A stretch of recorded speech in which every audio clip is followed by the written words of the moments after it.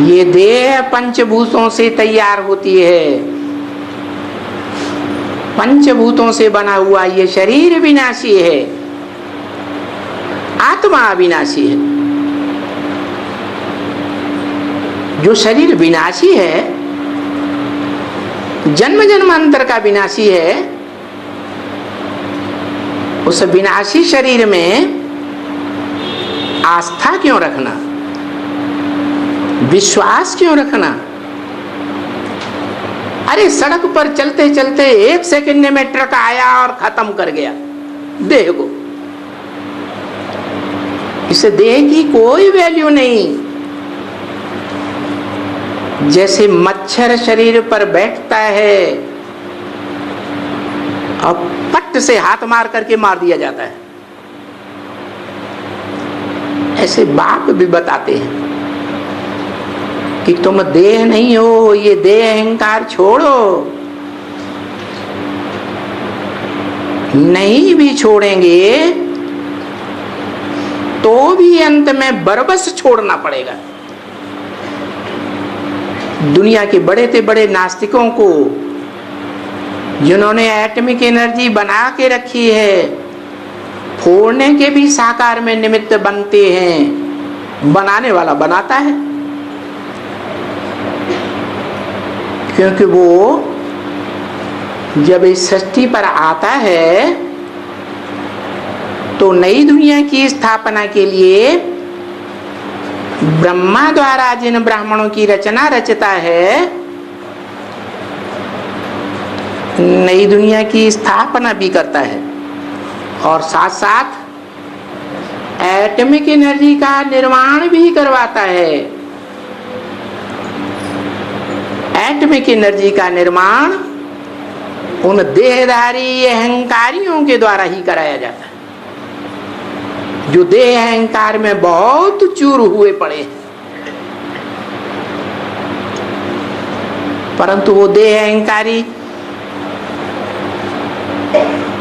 Atomic energy बनाने वाले अथवा उस एटॉमिक एनर्जी का विस्तार करने वाले रशियंस,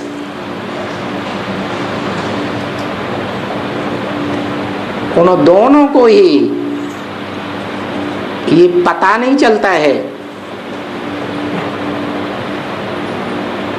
कि ये ध्वंसात्मक बारूद हम अपनी अकल से तैयार करते हैं, अपनी बुद्धि से तैयार करते हैं, या बुद्धिमानों की बुद्धि वो परमपिता परमात्मा हमसे करा रहा है। तो भगवान बाप जब आते हैं स्थापना के साथ साथ विनाशकारी और विनाशकारियों को प्रेरित करके वो विनाशकारी साधन भी तैयार कराते हैं। 1942 से पहले कोई को पता नहीं था कि दुनिया में ऐसी ध्वंसकारी कोई शक्ति, एटॉमिक एनर्जी भी हो सकती है। अगर थोड़ा थोड़ा पता हो भी सकता है तो उन विद्वान विदेशियों को, जिन्हें जर्मन का वासी कहते हैं, जड़मन, मन तो है लेकिन जड़त्वमयी मन है। भारतीय शास्त्रों का बहुत गहराई से अध्ययन किया और अध्ययन करके जान लिया कि महाभारत काल में ऐसे यादव हुए थे जिनके पेट से मिसाइल्स रूपी मूसल निकले थे, जिन मूसलों से उन्होंने अपने कुल का भी संहार किया और सारी दुनिया का ध्वंस कर दिया। उस बात को बुद्धि में रख करके उनके दिमाग में ये बात आई कि ऐसी शक्ति का हम निर्माण क्यों नहीं कर सकते। तो जर्मन की राजधानी पहले 2 हिस्सों में बटी हुई थी, पूर्वी जर्मन और पश्चिमी जर्मन। जो पूर्व के जर्मनी के लोग थे, क्योंकि सूर्य पूर्व में उदय होता है, ज्ञान सूर्य की बात है असल तो, और वो ज्ञान सूर्य इस सृष्टि का विनाश और नई सृष्टि का निर्माण करता है। तो निर्माण करने की बात तो उनकी बुद्धि में नहीं आई, देह अहंकारियों को। उनकी बुद्धि में ध्वंस की बात आ गई। और महाभारत प्रसिद्ध है, उन मूसल रूपी मिसाइल्स के नाम पर उन्होंने एटॉमिक एनर्जी तैयार कर ली, जो आज देश विदेश में मिसाइल्स बनाए जा रहे हैं। बटन दबाओ और 1 सेकंड में जिस शहर का विनाश करना चाहो विनाश कर दो। ये देहभान के आधार पर स्वयं का भी भला नहीं होता है, देह अहंकार से दूसरों का भी भला नहीं होता, सारी दुनिया का भला नहीं होता, नुकसान ही नुकसान।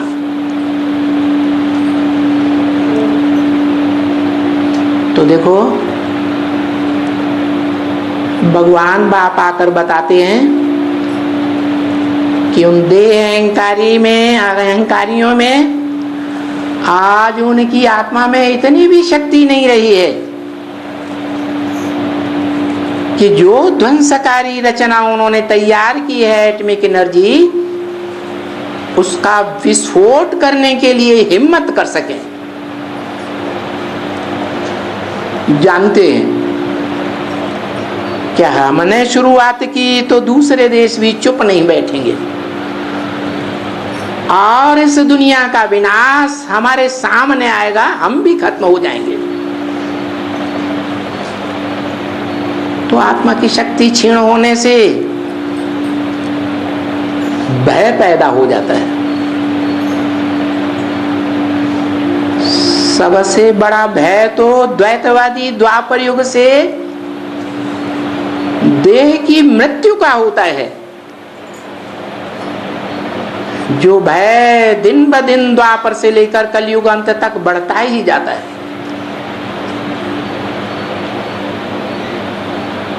भय आत्माभिमानी में पैदा होता है या देह अहंकारी में पैदा होता है? भय कहां से आता है? देह अभिमान से आता है या आत्माभिमान से आता है? कहां से आता है? अपने को देह समझने से भय आता है। आत्मा तो अविनाशी है। जब ये समझ में आता है कि आत्मा अविनाशी है, देह के विनाश होने पर भी आत्मा का विनाश नहीं होता, तो भय कैसे आएगा? तो देखो दुनिया में देहधारी, देह अहंकारी मनुष्यों के द्वारा जो बड़े से बड़े वैज्ञानिक है, जिन्होंने एटॉमिक एनर्जी तैयार की, उनको बड़ा बुद्धिमान समझते हैं। बाप कहते हैं ये तो सब बुद्धू हैं। जिस मनुष्य सृष्टि डाल पर बैठे हुए हैं, उसी डाल को काटने में लगे हुए हैं।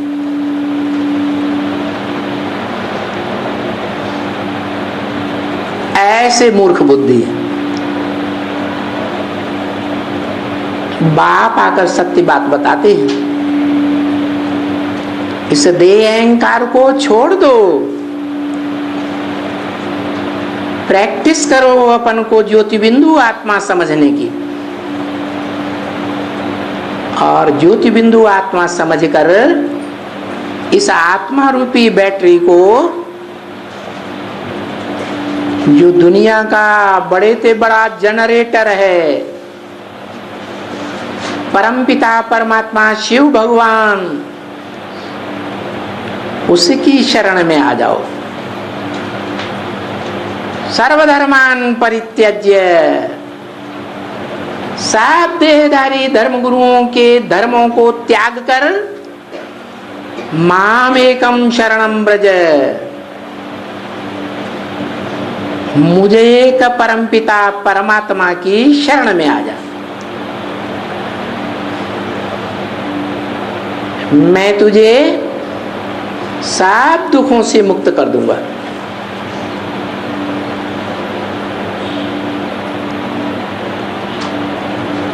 दुख से मुक्त कर दूंगा, बुढ़ापे के दुख से मुक्त कर दूंगा और मृत्यु के दुख से भी मुक्त कर दूंगा। एक की बात नहीं है, सब मनुष्य आत्माओं को मुक्त करके अपने धाम मुक्त धाम में ले जाऊंगा, जहां देह का बंधन होगा ही नहीं। आत्मा निर्बंधन रहेगी।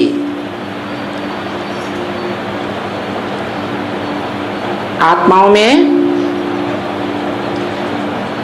जो जन्म जन्मांतर के संस्कार भरे हुए हैं सुख भोगने के,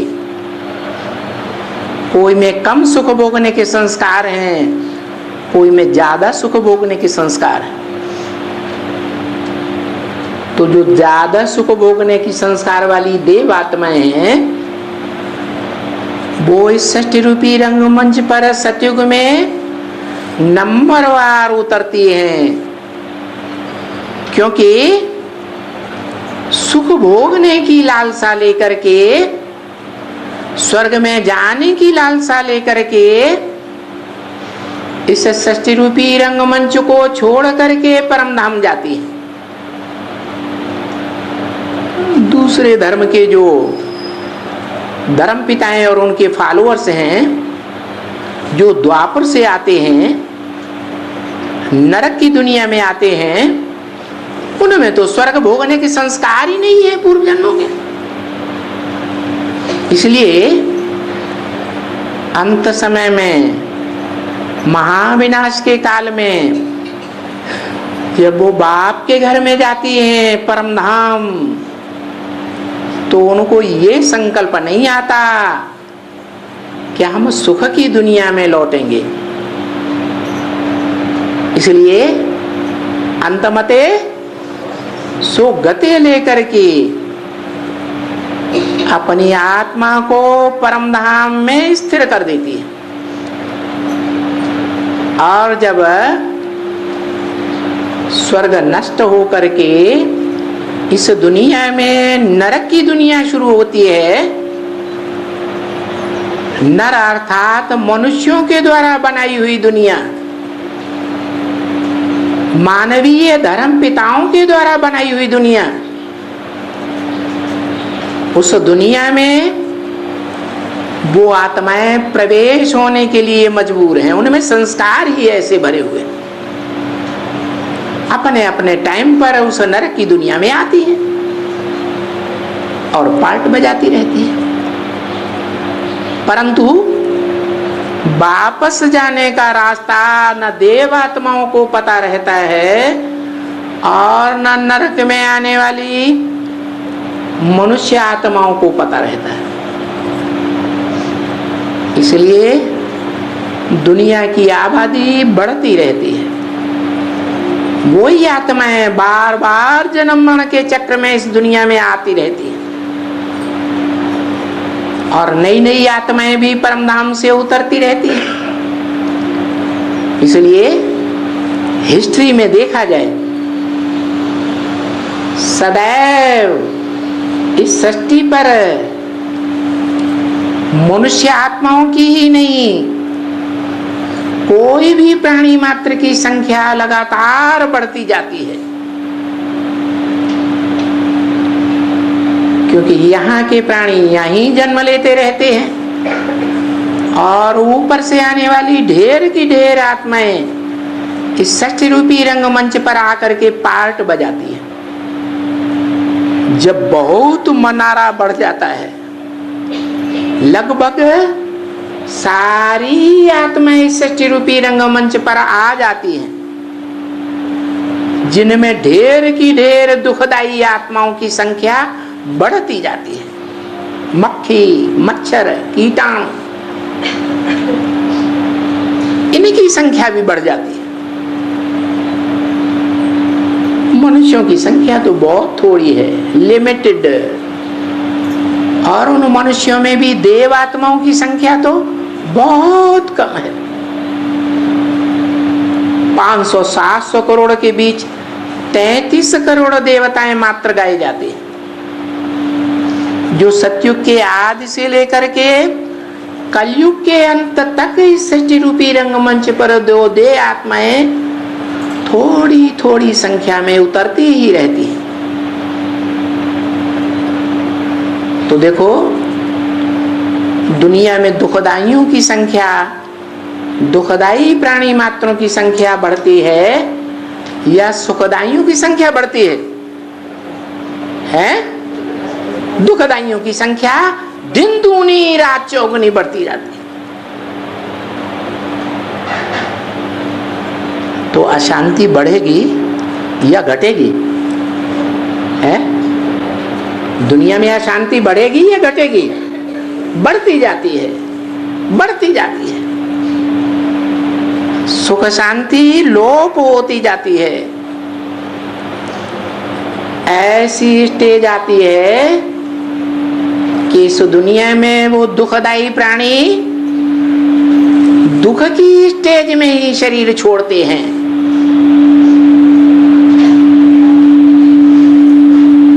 वो भगवान बाप को और भगवान बाप की दी हुई मत को, श्रीमत को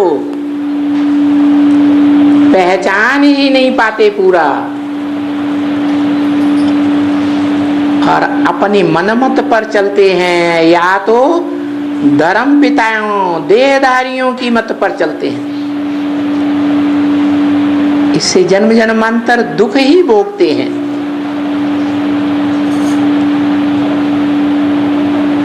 मूढ़ा जन्मने जन्मने, वो मूढ़ आत्माएं जन्म जन्मांतर दुख का वर्षा लेकर के ही आती है।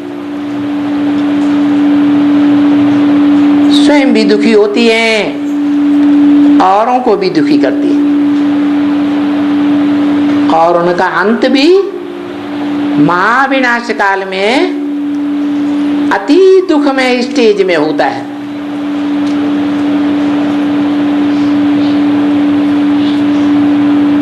अंतिम शरीर को त्याग करके बाप के घर में निर्वाण धाम में जब जाती हैं, तो अति दुखमयी स्टेज होने के कारण उनकी आत्मा में वो संस्कार पक्का हो जाता है। नंबर बार कोई द्वैतवादी दुख की द्वापर युगी षष्ठी के आदि में आते हैं, कोई मध्य में आते हैं, कोई अंत में आते हैं।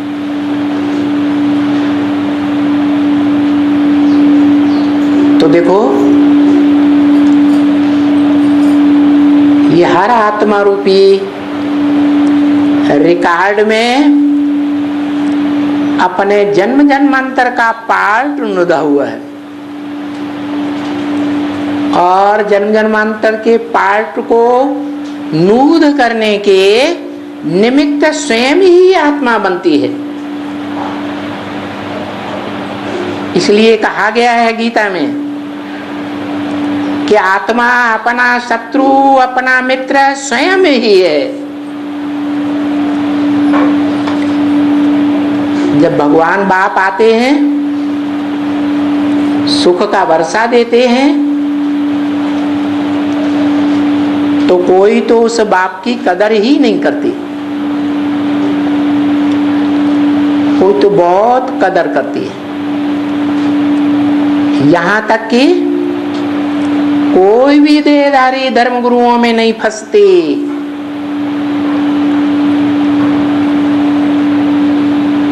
न मम्मा, न बाबा, न दीदी, न दादी, न कोई दादा में उनकी बातों पर सुनने मात्र से विश्वास नहीं करती, क्योंकि भक्ति मार्ग में ये रग पड़ी हुई है कि जो भी गुरु आकर के सुनाएगा, सत्य वचन महाराज, ठीक है कृपा निदान, सत्य है दया निदान, झूठी बातों को भी स्वीकार तुरंत कर लेते हैं। इसलिए भगवान बाप कहते हैं, ब्रह्मा मुख के द्वारा ब्रह्मवाणी में बताया कि भारतवासियों ने सुनी सुनाई बातों से दुर्गति पाई है। खास भारतवासियों ने सबकी बातें सुनते रहते हैं। जैसे एक परिवार होता है, परिवार में कौन सी आत्मा, कौन सा संबंध ऐसा होता है जो सबकी बातें सुनता है? कोई संबंध ऐसा होता है परिवार में? कौन?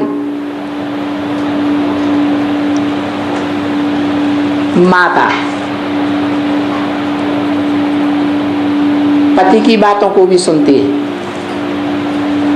बड़े बच्चे की बातों को भी सुनती है, मध्यम बच्चों की बातों को भी सुनती है प्यार से, और छोटे छोटे अंतिम समय में जन्म लेने वाले बच्चे हैं, उनकी बातें भी सुनती है। इसलिए भारत को मातृ प्रधान देश कहा जाता है, भारत माता कहा जाता है, या भारत पिता के रूप में याद किया जाता है? भारत माता के रूप में याद करते हैं। ये मातृ प्रधान देश भारत ही है, और जितने भी विदेश हैं वो सब दुर्योधन दुशासन वृत्ति वाले पुरुष रूप में हैं।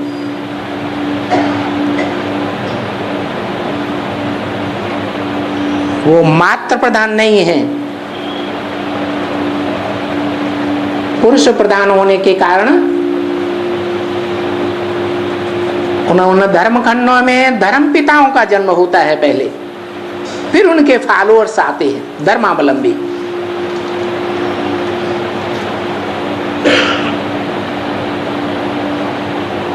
तो पुरुष वृत्ति सहनशील ज्यादा होती है, या मातृवृत्ति ज्यादा सहनशील होती है? आज भी संसार में क्या देखने में आ रहा है? माताओं में सहनशीलता ज्यादा है या पुरुषों में, पिताओं में सहनशीलता ज्यादा है? माताओं में ज्यादा सहनशीलता।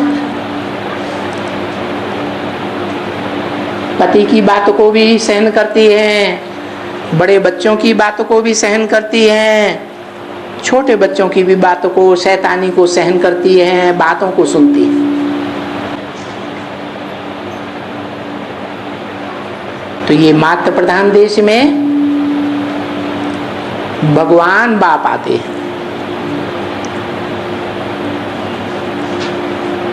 माताओं को अपना राइट हैंड बनाते हैं। ऐसे नहीं सिर्फ माताओं को ही बनाते हैं, जो कन्याएं हैं उनके लिए भी कहते हैं कि मैं कन्याओं को माता बना देता हूं और माताओं को पवित्र रहने वाली कन्या बना देता हूं। जब से ज्ञान में निश्चय बुद्धि बनती है तब से ही। तो शिव शक्तियां गाई हुई हैं। शिव भगवान जब इस धरा पर आते हैं तो इन मात्र शक्तियों को शिव शक्ति बनाते हैं। पहली प्राथमिकता इन शिव शक्तियों को मिलती है, जो देवत्व का प्रधान गुण धारण करने वाली हैं। देवताओं का मुख्य गुण क्या है? क्या है? सहनशीलता। सहनशीलता सब गुणों का राजा है। जिसमें ये गुण आ गया उसमें सभी प्रकार के गुण आ जाते हैं। अभी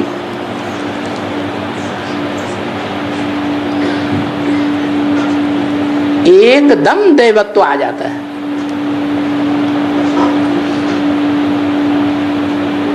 इसलिए बाप कहते हैं मन मना भव। कौन कहते हैं? कौन कहते हैं?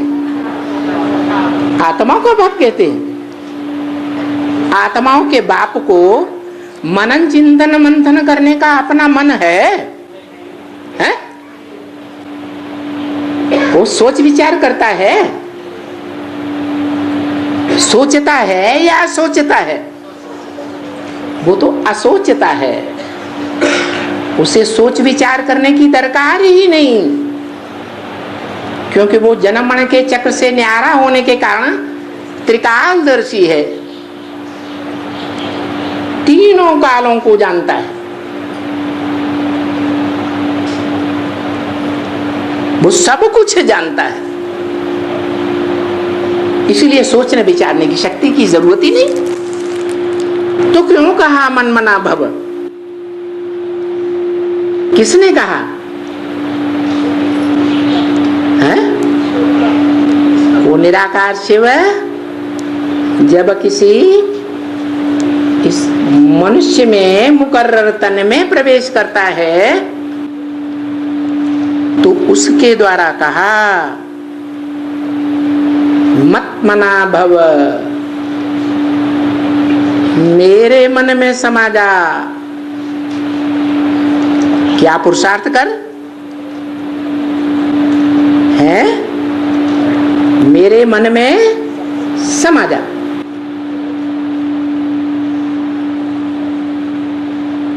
तो जिस निराकार परमात्मा का आधार वो मुकर्रर रथधारी आत्मा बनती है, वो कहती है मेरे मन में समा जा। उसका मन कौन है? मन माने दिल।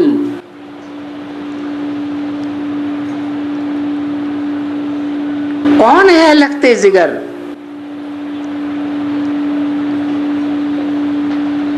उसका मन किसके ऊपर फिदा होता है? पहले पहले है? हर बाप का मन किसके ऊपर फिदा होता है?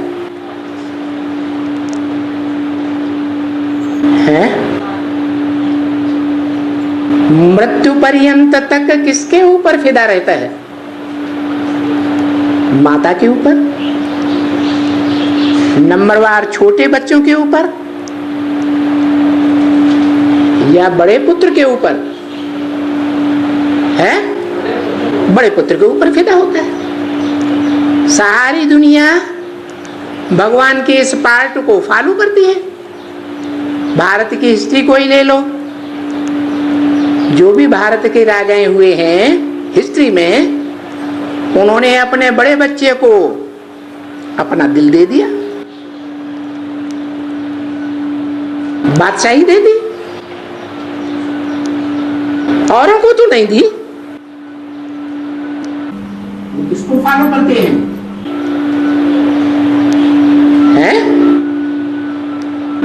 एक परमपिता परमात्मा को ही फॉलो करते हैं, जिसने बोला मम वर्तमान वर्तन्ते मनुष्या पार्थ सर्वश। जो मनुष्य हैं वो मेरे मार्ग का ही अनुगमन करते हैं।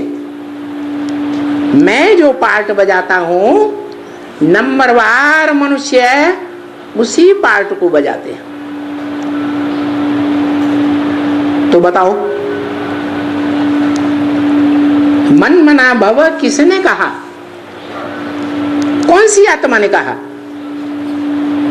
है? अरे अभी भी नहीं समझ में आया है? शिव बाबा ने कहा। शिव को अपना मन है? शिव ने कहा, यह जिसे बाबा कहा गया, ग्रैंडफादर, उसने कहा है? बाबा जिसे कहा गया, ग्रैंडफादर, बाबा को कहा जाता है। शिव का संबंध सिर्फ बाप का है या आत्माओं के साथ बाबा का है? बाप का है। बाबा तो तब बनता है या दूसरे संबंध तब बनते हैं जब वो साकार मनुष्य तन में आता है, मुकर्रर रथ में आता है, तो वो बाबा कहा जाता है, ग्रैंडफादर। वो ब्रह्मा का भी बाबा है। मुरली में बोला है, कोई बताए ब्रह्मा रचना है या रचयिता है? रचना है। तो रचयिता रूपी बाप कौन है? ब्रह्मा का बाप कौन? भगवान की वाणी में पूछा गया तो जवाब देना चाहिए ना। कौन? ब्रह्मा का बाप परम ब्रह्म। क्या? जो ब्रह्मा नामधारियों में परे ते परे है, पहले ते पहला है, वो परम ब्रह्म है। ब्रह्मा दादा लेखराज का भी बाप है। और वो बाप जब संपन्न स्टेज में आता है तब का ये गायन है। क्या क्या गायन है? मन मना भव, मत माने मेरे, मना माने मन में, भव माने समाजा। मेरे मन की एक्टिविटी में समा जा, वाइब्रेशन में समा जा, वाचा में समा जा।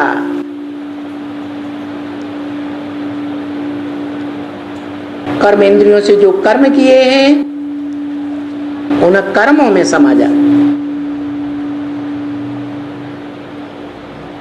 तो कौन है मेरा मन? मन माने दिल। उस बाप का दिल कौन है? जिसका दिल का दिल वाला बाप है, दिल वाला। वो दिल सदैव धड़कता है, चालू रहता है, चलायमान है। इस मनुष्य सृष्टि में, द्वैतवादी दुनिया में कभी भी स्थिरियम नहीं है। कौन है वो दिल या मन? है ब्रह्मा, दादा लेखराज।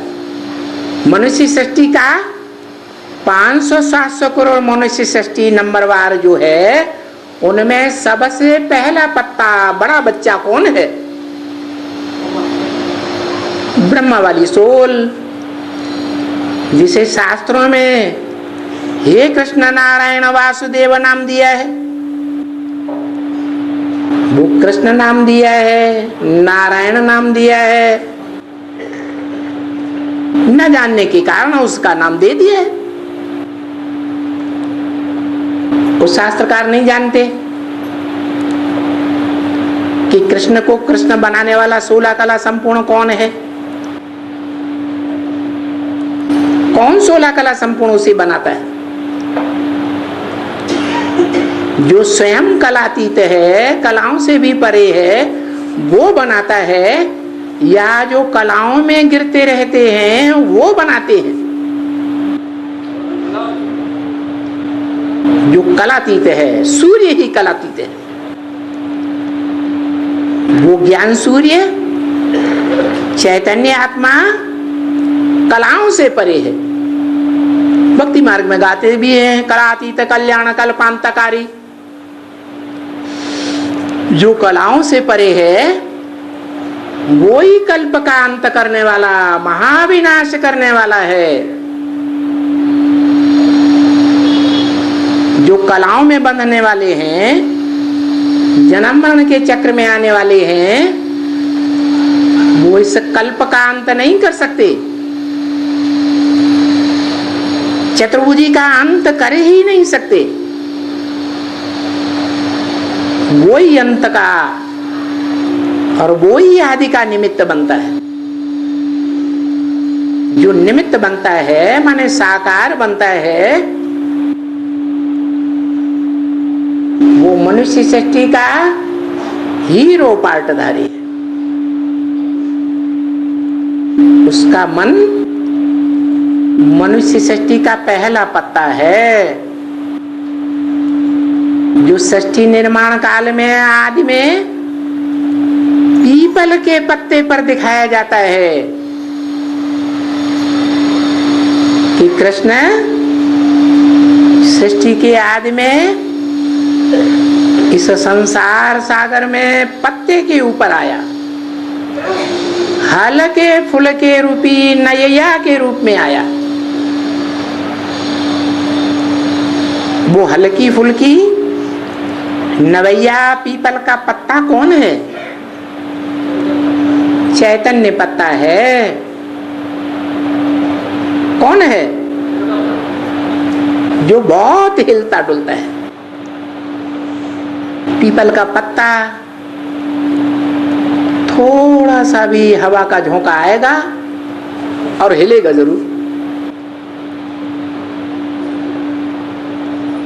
और वृक्ष के पत्तों में ये गुण नहीं होता है।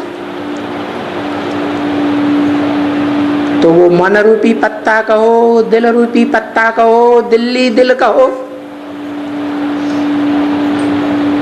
जिस पर द्वैतवादी द्वापर युग से ही विदेशियों के आक्रमण होते रहे हैं।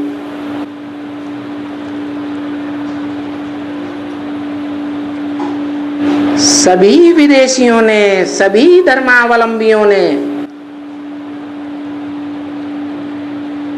उस दिल्ली रूपी दिल के ऊपर राज्य किया है और मनमाना राज्य किया है। खून की नदियां बहाई हैं और खून की नदियां बहा करके भी राज्य किया है। ऐसी वो दिल्ली रूपी दिल है भारत की राजधानी, जिसके लिए महावाक्य हैं कि दिल्ली का सुधार सारे भारत का सुधार, दिल्ली का परिवर्तन सारी दुनिया का परिवर्तन हो जाता है।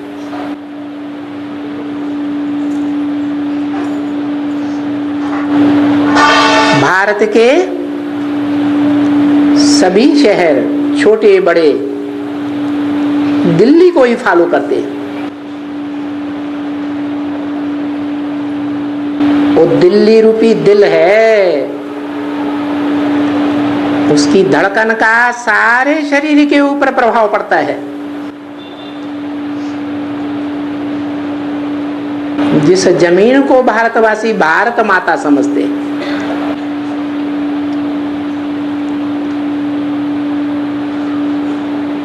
माता समझते हैं।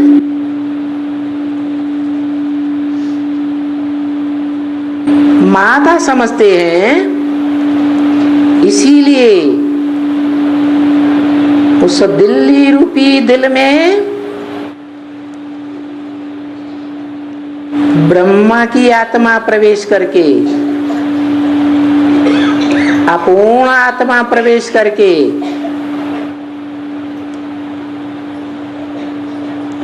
उसका संचालन करती है।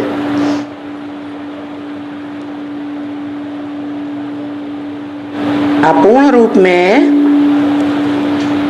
जब साकार सृष्टि पर पार्ट बजाती है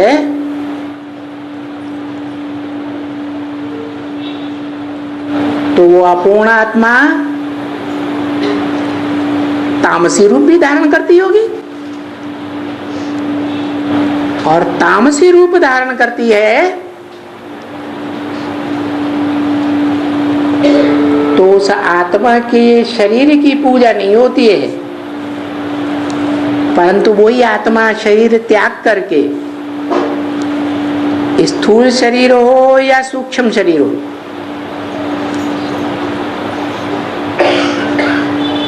त्याग करके कोई माता में प्रवेश करके पार्ट बजाती है, जिसे जगदम्बा कहा जाता है, जिसका अर्थ एक ही है, चाहे ब्रह्मा का हो बड़ी माँ और चाहे जगत की अम्मा का हो जगदम्बा।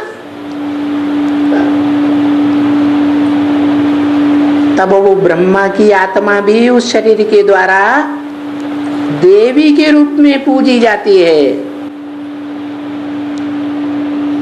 पूजा का आधार पवित्रता ही होती है। कैसी पवित्रता? देह की पवित्रता, देह की इंद्रियों की पवित्रता, वाचा की पवित्रता, दृष्टि की पवित्रता नहीं, सर्वोपरि पवित्रता है वाइब्रेशन की पवित्रता। वो वाइब्रेशन उसके अंदर समाया हुआ रहता है, जो वो जगदम्बा की आत्मा अपने सात्विक जीवन में परमपिता परमात्मा को फॉलो करती है।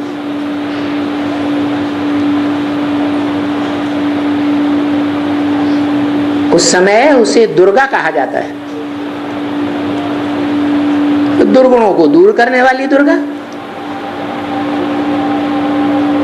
वही मात्र शक्ति जब तामसी बनती है तो महाकाली बन जाती है, कलमुही बन जाती है, काला मुंह धारण कर लेती है। भले काला मुंह धारण करती है दुनिया के दिखावे के लिए, परंतु दिल के अंदर वो आदि वाली छाप जो परमपिता परमात्मा की पड़ती है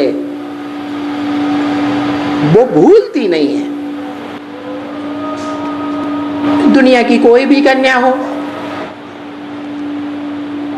पहली बार जिसका ठप्पा लग जाएगा अधिकार का, उस अधिकारी को जीवन भर नहीं भूलती। ऐसे ही वो जगदम्बा है, वो भी कन्या है। जो भी देवियां हैं वो कन्या के रूप में दिखाई जाती है, उनका रूप माता के रूप में नहीं दिखाया जाता। हाँ, अगर देह की दृष्टि से देखा जाए, देह भान की दृष्टि से देखा जाए तो ऊपर ऊपर ये पता लगेगा कि वो माता का भी रूप धारण करती है दैहिक धर्मों के आधार पर। नाम ही है जगदम्बा, सारे जगत की अम्बा, माने सारे विश्व धर्मों की अम्बा, सभी धर्मखंड वासियों की अम्बा, सिर्फ भारतवासियों की अम्बा नहीं। तो उन सभी धर्मावलंबियों को वो अपनी गोद में स्थान देती है, जो माता का स्वभाव है। कैसा भी खराब से खराब, लुच्चा, लफंगा, चोर, डकैत, शराबी, कराबी, कबाबी बच्चा होगा, उसको भी अपने दिल के नजदीक रखना चाहेगी, अपने से दूर नहीं रखना चाहेगी। तो ऐसी मात्र शक्ति जो वाइब्रेशन से सदैव इस ऊंच से ऊंच को याद रखती है, इसलिए उसकी मूर्तियों में, महाकाली की मूर्ति में, मस्तक में जो भी पुरानी पुरानी मूर्तियां मिली हैं उनमें शंकर को दिखाया हुआ है, जगत पिता को दिखाया हुआ है, जिसकी छाप पहली पहली पड़ती है, जीवन भर भूल नहीं सकती, भूलना चाहे तो भी भूल नहीं सकती।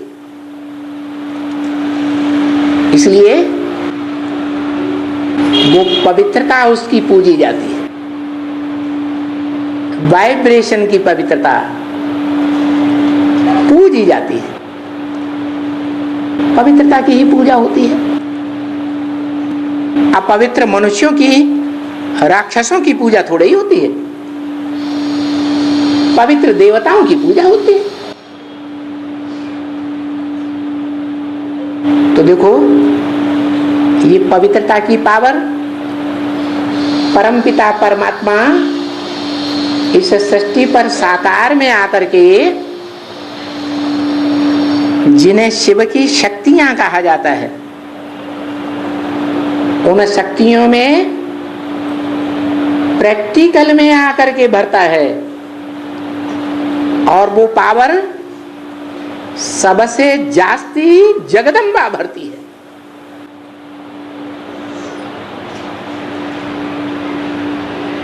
नेत्रों के द्वारा, ज्ञानेंद्रियों के द्वारा, कर्मेंद्रियों के द्वारा, संपूर्ण शरीर के द्वारा वो भगवान बाप, जो प्रकृतिपति कहा जाता है,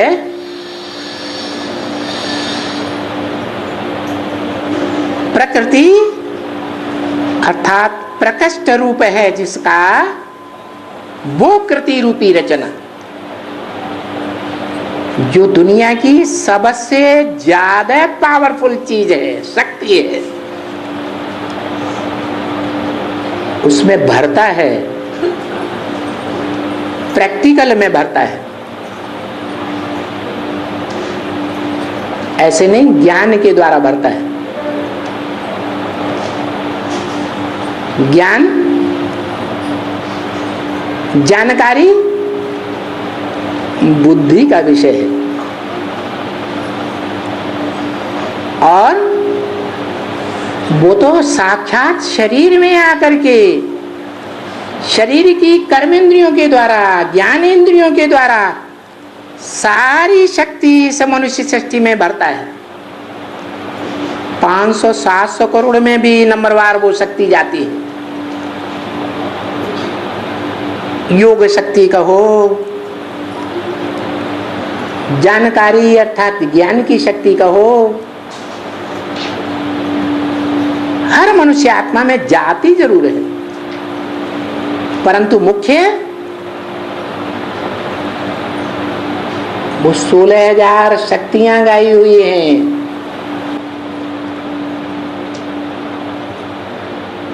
गोपियां गाई हुई हैं। जो भी नाम है शास्त्रों में काम के आधार पर पड़े हैं। उन गोपियों ने भगवान बाप के साथ प्रैक्टिकल संबंध जोड़ा है। प्रैक्टिकल कहा ही जाता है शरीर के साथ, और संबंध जोड़ करके शक्ति ग्रहण की है। इसलिए वो शिव शक्ति कही जाती हैं।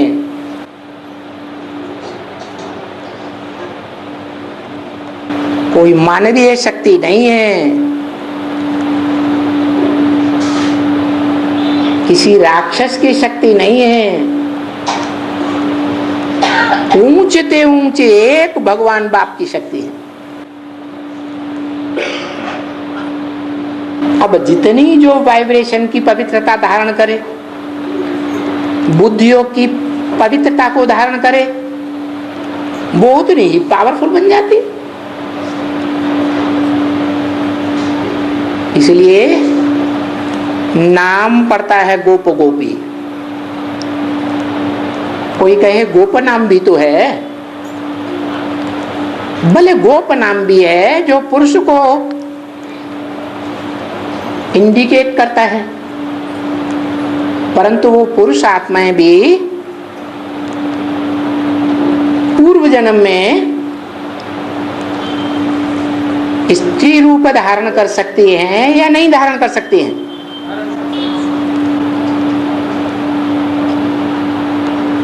आगे आने वाले जन्म में स्त्री रूप धारण कर सकती हैं। इसलिए वो 16,000 खास गोपियां गाई हुई, गौएं गाई हुई हैं। वो भी विदेशी गौएं नहीं, भारत की गौएं। ये भारत की कन्याएं माताएं हैं, जिन्हें माँ बाप जन्म जन्मांतर जिस खूंटे से बांधते रहे, जीवन भर उस खूंटे से बंध करके रही। इतनी सीधी साधी, इतना कोमल पार्ट बजाने वाली वो कन्याएं माताएं हैं जो शिव की शक्तियां बनती हैं। उनमें प्रधान शक्ति है जगदम्बा। उसके भी 2 रूप हैं, एक आत्मा और एक शरीर। शरीर है, देह है, देह अहंकार रूपिणी। देह अहंकार में आकर के जब मार काट मचाती है तो सारी सृष्टि जो पापियों से भरी हुई है, दुखदाइयों से भरी हुई है, उन सब का विनाश करा देती है, देह अहंकारियों का।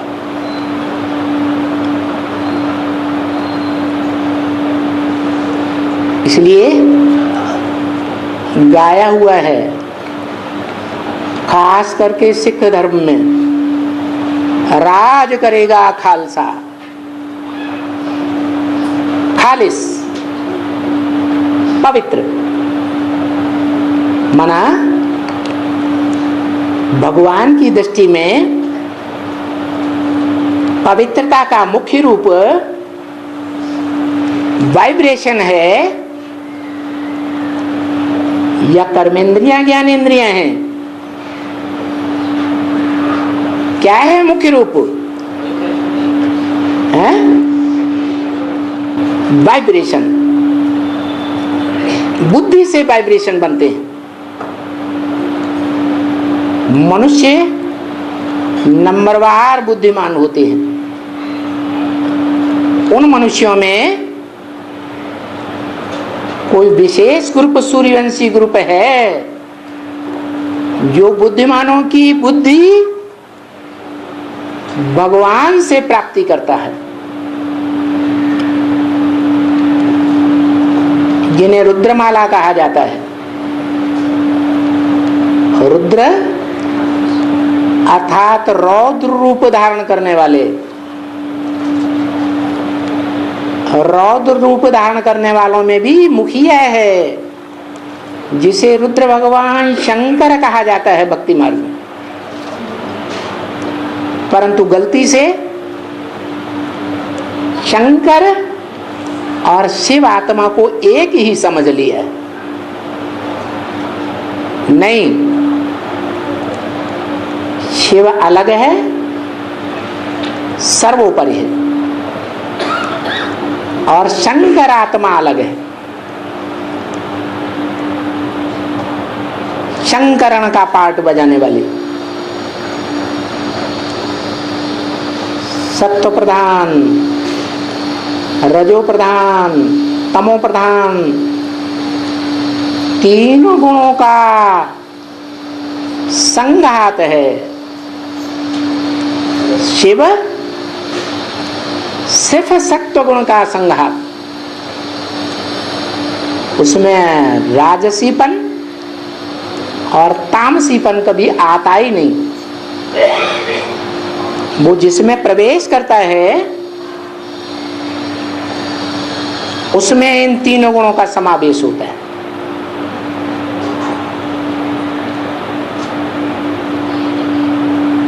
तो ये सारी सृष्टि, क्योंकि सारी मनुष्य सृष्टि का जो बीज है वो त्रिगुणमयी माया से भरपूर रहता है, सदैव नहीं, समय के अनुसार। सत्व प्रधान है तो सात्विक गुण प्रधान है,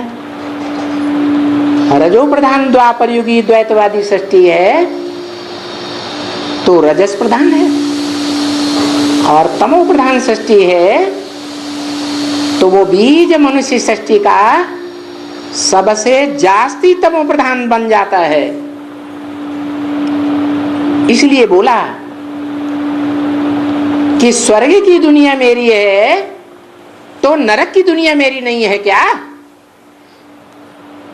माना सुखदाई दुनिया का भी बीज एक है और दुखदाई दुनिया का भी बीज एक ही है, और वो मनुष्य सृष्टि का बीज है। आत्माओं का परमपिता नहीं है। ओम शांति।